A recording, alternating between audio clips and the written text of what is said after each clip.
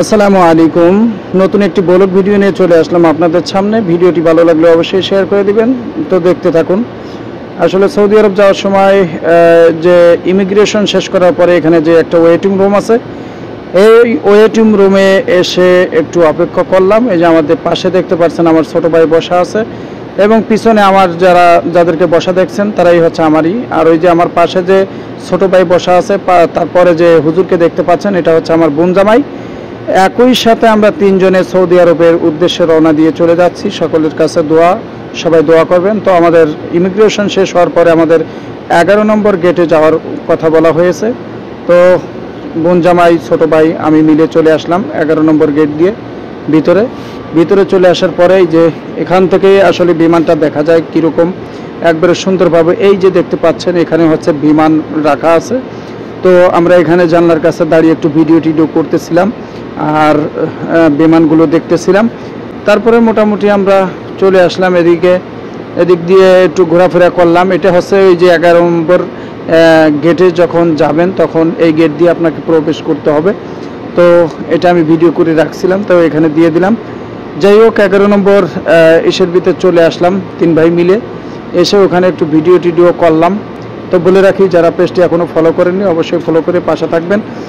এবার এই যে বিমানটি দেখছেন, এই বিমানটিতে আসলে আমরা যাব সৌদি আরবে। তো বিমানটি আমরা এখানে একটু ঘুরে দেখতেছিলাম।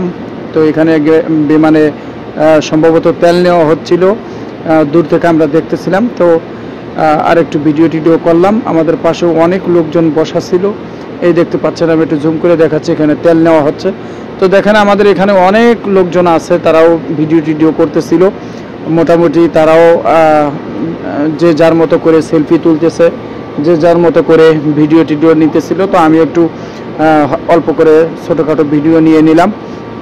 সবাই মোটামুটি এরকমভাবে ভিডিও করতেছিল। এরপরে চলে আসলাম, দেখেন এই যে আমরা এখন বিমানে উঠবো।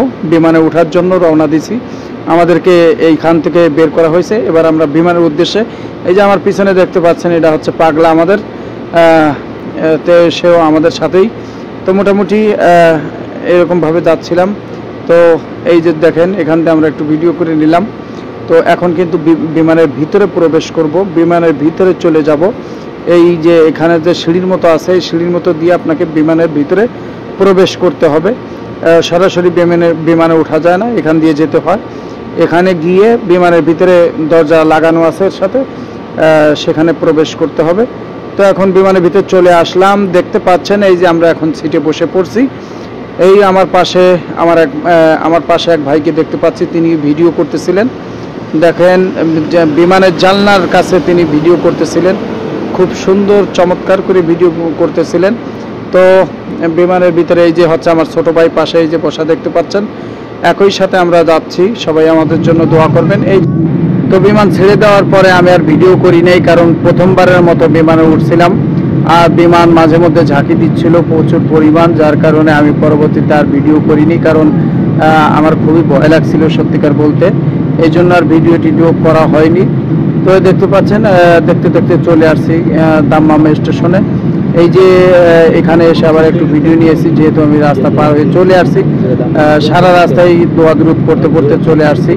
তো এখানে দেখতে পাচ্ছেন এই যে কত সুন্দর, এটা হচ্ছে দাম্মামের ভিউ। সৌদি আরবে আসার পরে এটা হচ্ছে দাম্মাম, এই যে দাম্মাম শহর, এটা দেখতে পাচ্ছেন। এটা হচ্ছে বিমানের জানলা থেকে ভিডিওটি নেওয়া হয়েছে, এরকমই দেখা যাচ্ছিল। যাই হোক, সকলে আমাদের জন্য দোয়া করবেন। সর্বশেষ কথা, পেজটি যারা এখনো ফলো করেননি পেজটা ফলো দিয়ে পাশে থাকবেন। আর যারা চ্যানেলটি সাবস্ক্রাইব করেননি চ্যানেলটি অবশ্যই সাবস্ক্রাইব করে দেবেন। আর যারা টিকটক থেকে দেখছেন অবশ্যই বায়োতে আমার চ্যানেলের লিঙ্কটা দেওয়া আছে এবং ফেসবুক পেজের লিঙ্কটা দেওয়া আছে। অবশ্যই পেজটি ফলো করে চ্যানেলটি সাবস্ক্রাইব করে পাশে থাকবেন। আজকের মতো বিদায় নিচ্ছি। আসসালামু আলাইকুম।